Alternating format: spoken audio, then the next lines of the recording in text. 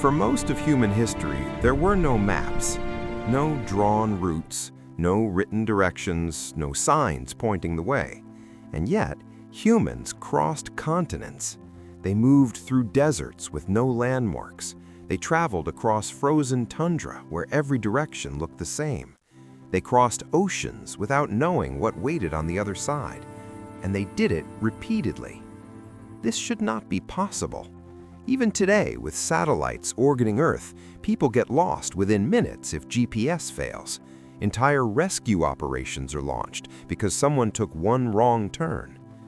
So how did early humans do it? How did small groups, carrying children, tools, food, and memory, travel thousands of kilometers without losing their way? The answer is not luck, and it is not instinct. Early humans were not wandering randomly and hoping for the best. They were following systems, but not the kind we recognize today. There were no maps to look at because the map was not on paper. It was inside the people. Navigation was not a skill you learned once. It was something you lived inside every day. And if you didn't understand it, you didn't survive. Early human navigation did not begin with movement. It began with attention. People did not memorize routes the way we think of directions today. They learned landscapes the way you learn a face, by recognizing patterns, not coordinates. The shape of a hill, the way wind moved through a valley, the smell of water before it appeared, the angle of sunlight at certain times of year. Nothing was isolated. Everything was connected. A single rock formation wasn't just a landmark. It was linked to a season, a memory, a story, and a decision. If you saw it at the wrong time of year, it meant danger. If you saw it at the right moment, it meant survival. This is why early humans rarely traveled alone. Navigation was collective. Children learned routes before they understood language.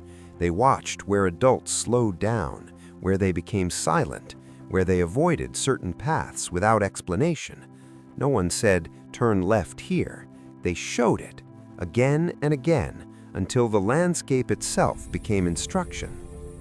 This created a living map, not drawn, not written, but reinforced every time the group moved. And once this map existed, getting lost didn't mean being unsure of direction. It meant misreading the system. And misreading the system had consequences. For early humans, memory was not personal.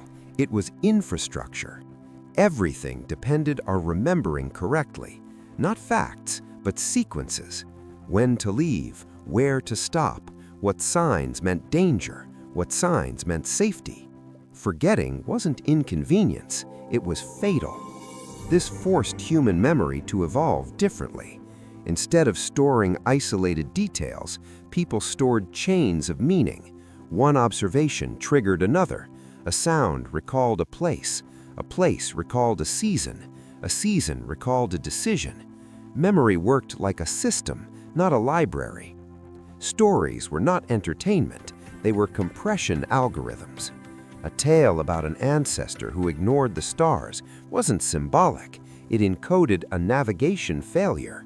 A myth about a forbidden valley preserved a real route that had once killed people.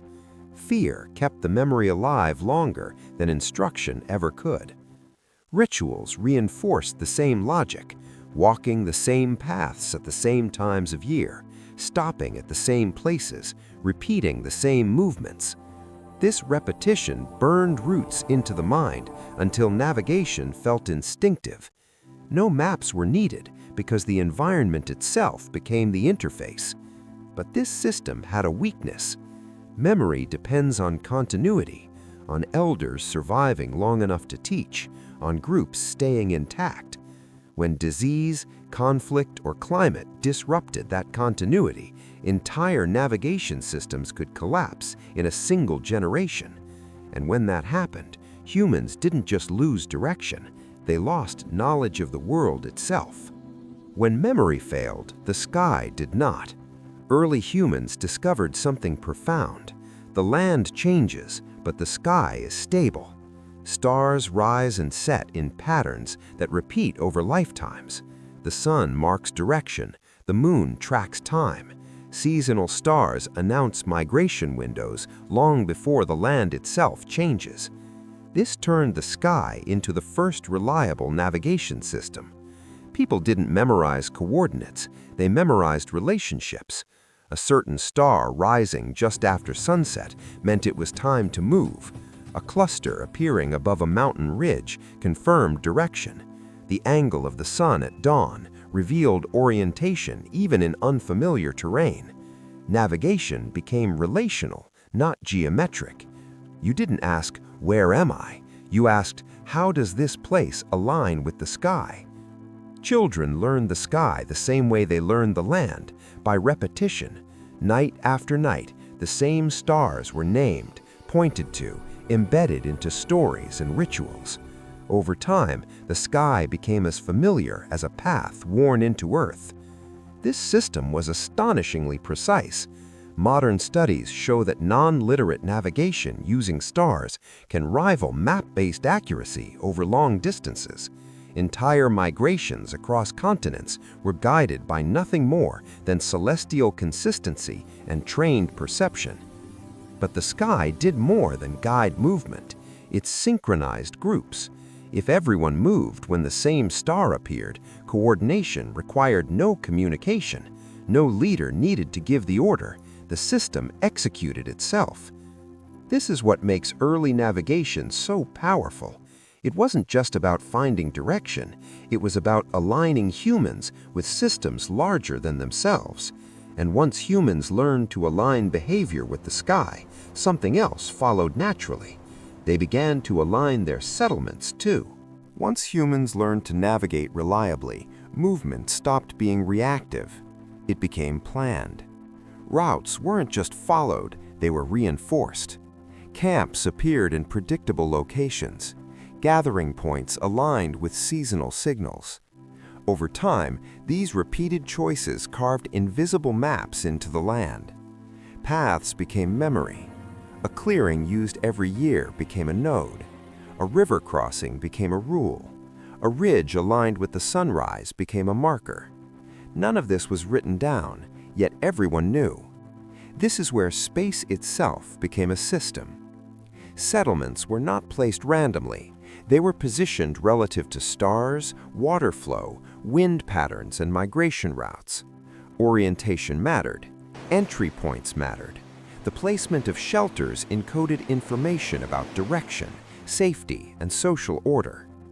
A settlement wasn't just a place to live, it was an interface.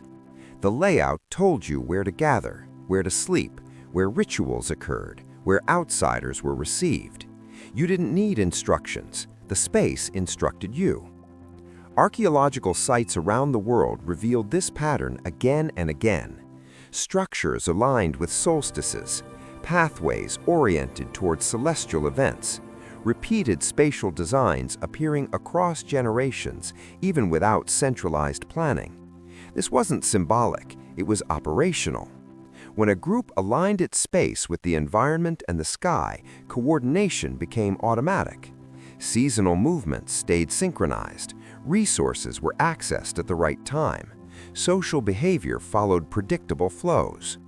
Control didn't come from authority, it came from design. And the more reliable these spatial systems became, the less conscious thought they required. People moved correctly without thinking about why. The system faded into the background of daily life. This was efficient, but it also introduced a new dependency.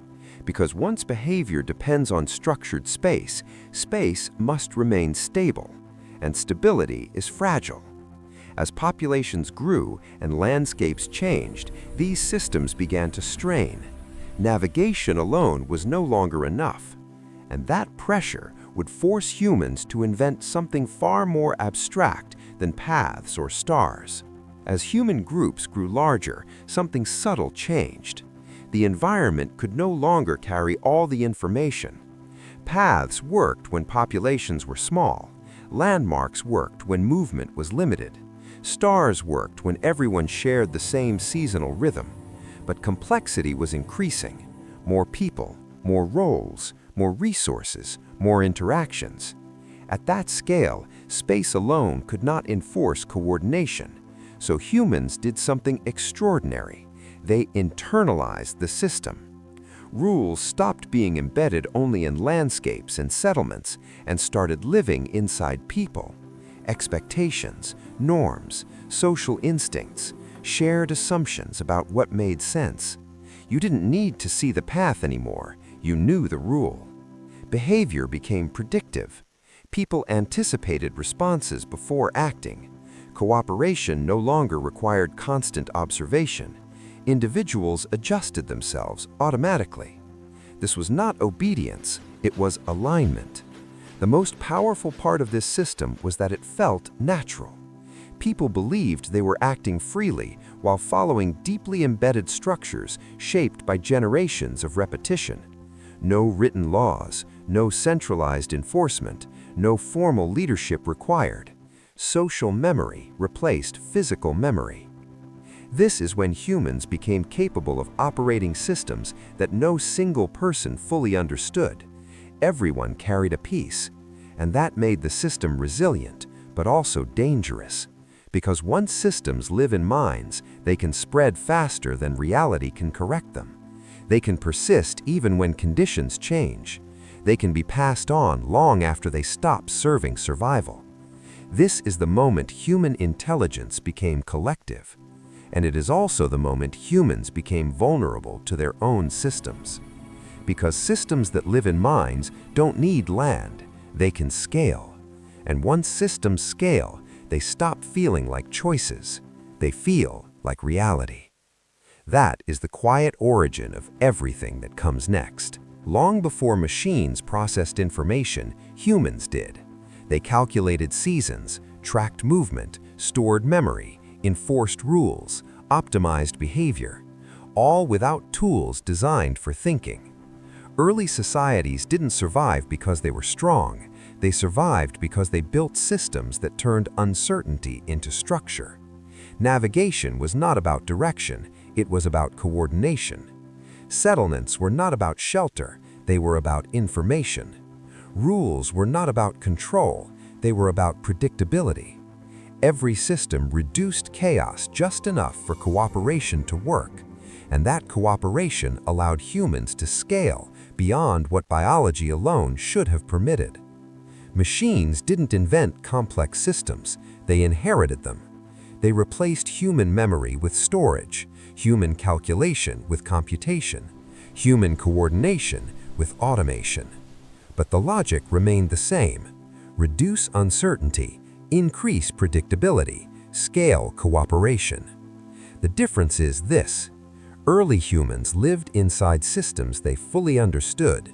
Modern humans live inside systems they rarely see. That is the trade-off of progress. Before machines, humans had to understand how things worked because survival depended on it.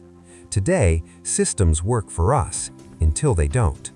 And when they fail, the distance between cause and consequence can be impossible to trace. This is not nostalgia, it is a reminder.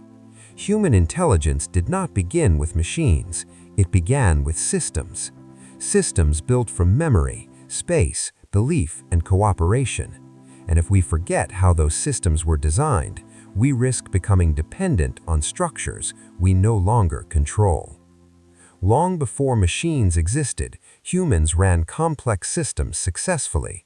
The question now is not whether we are more advanced, it is whether we are still aware.